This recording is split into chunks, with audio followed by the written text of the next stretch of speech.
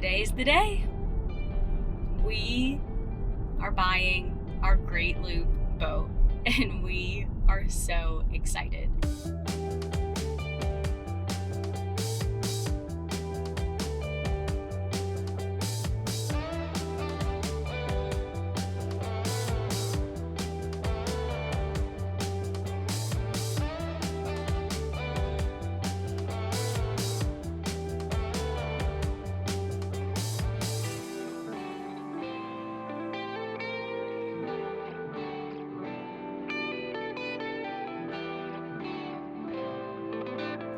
How do we start this?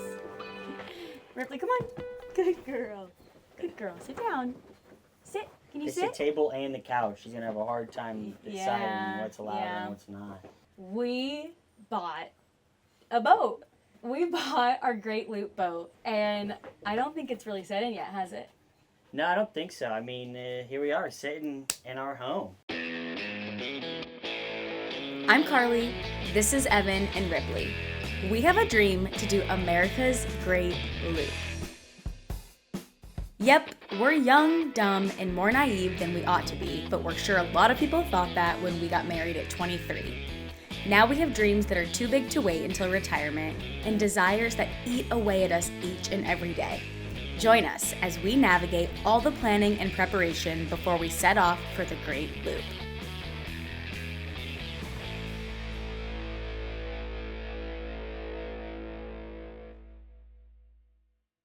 So we have so much to tell you, so we're gonna just rewind it back and tell you what happened. So if you remember, we looked at this boat back in September 2023. Funny enough, we looked at it in North Palm Beach, which is where we are docked right now. Basically what happened there was the seller, his wife was pregnant, he needed a quick sale. He was still willing to do a inspection, a survey, and all of that, but it was September and we are not looking to start our Great Loop journey until 2025. So it was just right boat, wrong time, or so we thought. So it was fine. We kept looking at other boats. We went to the AGLCA rendezvous. We continued with our Great Loop planning and whatnot. February 2024 rolls around. That's September, October, November, December, January. 5 months later, we get an email from one of our subscribers, funny enough, and he asked why we did not purchase this boat. And the reason, oh no. Ripley, you can't sit there. Out of all the spots on this boat, Ripley. He sent us a link to a Craigslist ad that the boat was back for sale. Of course, we were a little apprehensive at first. We were a little suspicious, like, oh, what's wrong with it? Like, did the person that bought it, is there something wrong? We weren't sure. So he gave us the information of the new seller. We reached out, and it's kind of been a really full circle, beautiful story.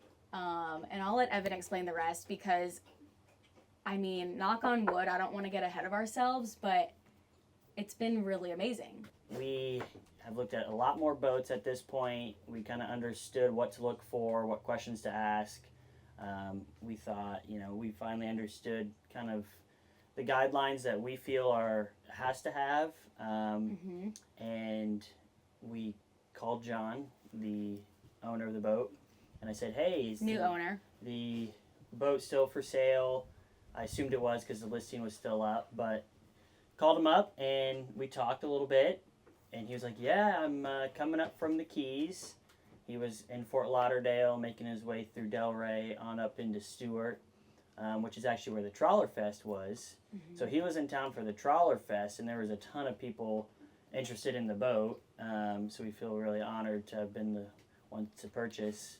But we looked at the boat. We met John out there. He was on a mooring ball up in Manatee Pocket. He did a few things. We wanted to see what shape it was in, 5 months later. So we go up there. He meets us at the dinghy dock. This was the first boat that we had looked at that was actually on a mooring. Yeah. Several on the hard, several at a dock in a marina, but this was on a mooring ball, which was amazing. Ripley, come here. And so he had been living on it since he bought it and went down to the Keys, and we had a great night. everything in depth again.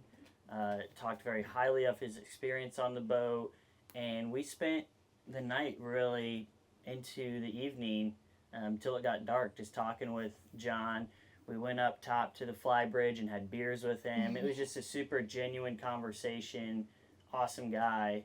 So Carly and I go home. We're like, wow, the boat is, incredible shape. Better shape than it was. Yeah, better shape than it was 5 months ago. And the other thing I'll say is in all that evening talk that we had with him, we were asking him a lot of questions too of just things that we don't know, things that asking for his experience, and he was so quick to give his advice, and it was just a really good experience. We started figuring out our finance piece, and we were able to get that sorted, and 2 weeks later, 3 weeks later, it was 3 weeks later, we called John, and he accepted our offer. And the coolest part is he is from Boston, and so he was trying to get back up there, but he was willing to spend a whole day with us on the boat, really doing a whole crash course. We drove the boat for 5 hours. We did 25 miles. He, showed us the sequence to turn things on, turn off. Each boat has its own quirks, so he pointed those out. Docking with it, his experience, do this, do that, and he left amazing amount of tools, supplies, kitchen stuff on here, dock lines. Yeah, we just couldn't have asked to buy a boat from a better person. I think there is something to be said for, you can't always take people's words, especially when you're buying a boat, because you just can't. But there's something to be said about having a gut feeling and having a good feeling about someone, and the willingness that John had to teach us everything and ride the boat. He was willing to actually go from Stewart to Delray, which is like an 8-hour boat ride. It's like 50 miles. Yeah, that didn't end up working out for us. We had to stop halfway in North Palm Beach, but yeah, he was just wonderful. He really was wonderful, and for us, we're Midwest born and raised. We really believe in kindness. We believe in all of that, and it was an amazing experience with John. Yeah, John is a great resource. So he did some mechanical repairs to the transmission, a new shaft for the prop. He started doing some varnish removal and teak work, and his whole background is boats. That's how he made his career. He's been around boats. He can do fiberglass work. He did some fiberglass work on this boat. Did some painting on this boat. So he is kind of jack of all trades, and actually owns a boat up in Boston too, which he said he will probably bring down next year. So maybe we'll get to hang out and be on his boat too. Yeah, it was great. So that's the story of how we found our Great Loop boat. It really has been a full circle story for us, and we couldn't have asked for a better experience. It's only the beginning. So She just laid down. Yeah, make yourself at home. We couldn't ask for a better experience in terms of boat buying. Now we just need everyone to wish us luck as we venture into this journey of boat ownership. Yeah, we're going to learn a lot along the way. Yeah. Probably make some stupid choices, probably fail a few times, but it'll be a good time. So stick along. Yeah. She loves it. Embarrassing her. I did take a picture of her. Send it to John. Do 0.5.